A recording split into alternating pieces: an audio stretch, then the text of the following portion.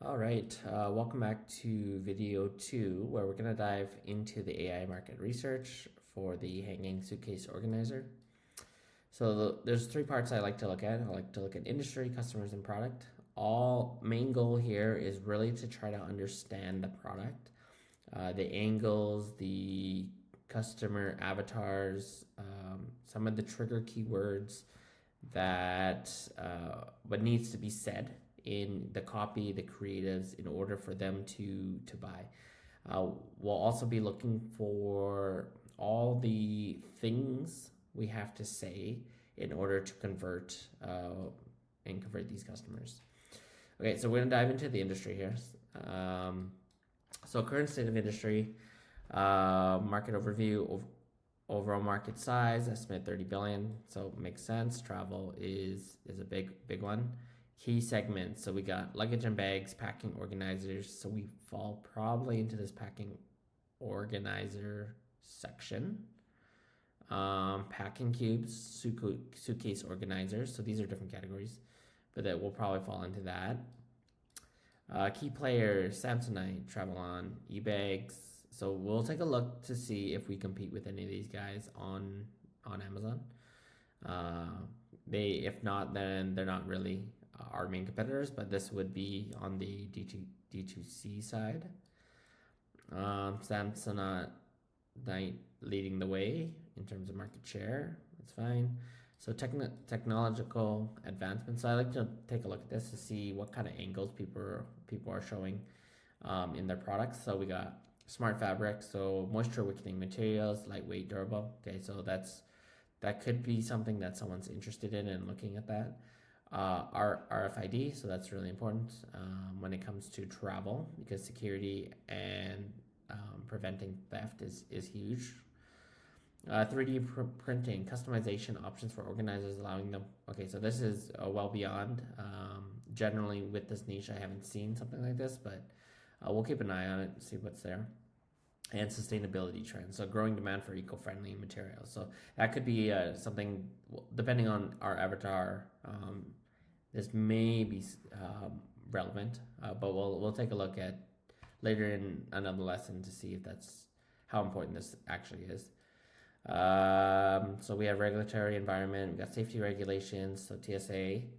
So things have to be compliant with TSA standards and regulations. So that would be maybe a trigger word that needs to be said. Eco-friendly policies and import regulations. Okay, so nothing too crazy from here that I didn't know already. So we'll move on. Okay, so consumer behaviors. Age group primarily targeted at millennials and Gen Z who travel frequently. So thinking about this demographic, I'm thinking about creatives and making sure that the creatives that I show are targeted to the millennials and Gen Zs. Gender, both men and women. Women tend to be more organized, so that one may be catered in terms of a gender thing. So again, with the creatives, I'm thinking, okay, it might be good to have men and women in there, but in particular maybe women. But I'm also thinking they all also have different travel items that are gender specific. So I'm gonna be thinking all of that and how I want to show that in the creatives. Income level, we got middle to upper middle class. Location often urban dwellers, people who travel and fly frequently. Okay, so that's kind of obvious. Purchasing decisions. So these are some trigger words that I'll really want to capture. So we got convenience. So consumers prefer products that make packing and unpacking easier. Quality, high quality materials, and durable. So we got durability, ease of packing. So think about that. Price, competitive pricing is essential. Yeah, so like every other product there. Views and ratings. Yeah, higher social proof. Brand reputation. Consumers choose well-known brands for trust and reliability. Okay, so some pain points is organization. So I want to address these pain points. So we got difficulty finding items in a suitcase, need for efficient packing solutions, space utilization, limited space in luggage, and the need to maximize it, wrinkling, concerns about clothes getting wrinkled. So that was something that I never really thought of. Making sure I address or talk about wrinkling. Accessibility, want easy access to items without unpacking the entire suitcase. Makes perfect sense for what this product actually is. So addressing these pain points would be key, but I'm going to keep these in mind as I kind of read through the avatar section. So buying patterns, travel-related items may be bought impulsively. Seasonal trends during holiday seasons, summer vacations. Okay, bundling can be purchased alongside other luggages, packing cubes, travel organizers, online shopping. Yep, and then feedback. So don't need to read too much in that section. Emerging trends. Okay, so we got increased travel demand with travel bouncing back post-pandemic. Surge of demand. Yep, makes sense. Consumers are looking for ease and efficiency while traveling, favoring products that simplify packing and organization. So again, the same trends: packing, organization, accessibility, compact design, lightweight, multifunctional. So these are all trigger words that I kind of want to address in the copy and the creatives. Consumer preferences, we got personalization, ease of use, and value for money. So customability, ease of use, so easy to pack, access, and hang, and value. So it should be robust, durable, and to justify the price. We have smart materials. So we got water resistant, organizer for additional features, built-in RFID protection. Yeah, okay, so that looks good. Environmental, so we have eco-friendly, minimalist packaging. Okay, and then future predictions, increased demand for versatile products, growth of subscription models, so on. So yeah, so that's none of that stuff is too important for this section. And then now we're going to take a look at the competitive landscape, see if there's any. So a lot of these. Okay, so I'll just keep an eye on some of these, see if they're even competing. But yeah, there's not too much to grab in this area. A lot of this stuff we already have kind of talked about earlier in this AI section. So next, we're going to jump into customers. So customers is probably my favorite one because it really paints the picture of who I'm trying to sell to. So we got 3 different buyer personas, and we'll see how many of them range. So when we think about this, we have to think about, again, trigger keywords, the demographic, who we're showing in our lifestyle pictures, and so on. So buyer persona here, we got the frequent business traveler. So we got them aged around 30 to 50, male and female, makes roughly around 70 to 120,000. Business professionals, executives. So then if this is the main buyer persona and you've identified this, having somebody that fits this persona in the imagery is perfect, because if they see themselves using the hanging travel organizer and for business, because they have to travel a lot, and you show how easy it is to travel with with everything they would need typically for travel, that's going to be an easy win to convert them. So we'll read a little bit more about this buyer persona. So shopping behaviors, online shopping. This is what they value the most: compact design, organizational compartments, and durability. So these are the trigger keywords, or the items or the details that we have to talk about in order to get them to purchase. Common pain points: limited space in hotel rooms, packing and unpacking time. So that time is huge here, and then space.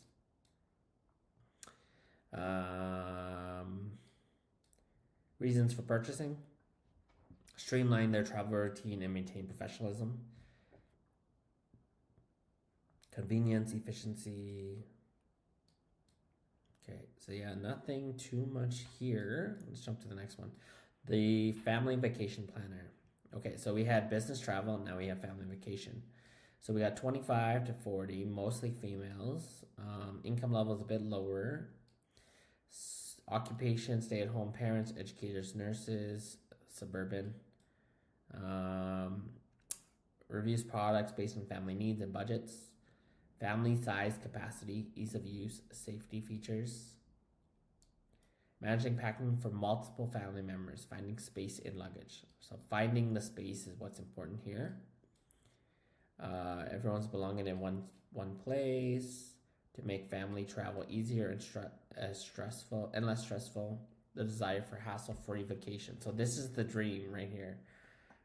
Being able to paint this picture is what you need to do, because the whole point of going on vacation creates a hassle-free vacation. It creates positive family memories, and if you can achieve that by having a product where it's one less thing to stress about, then that's going to be a huge win for this buyer persona.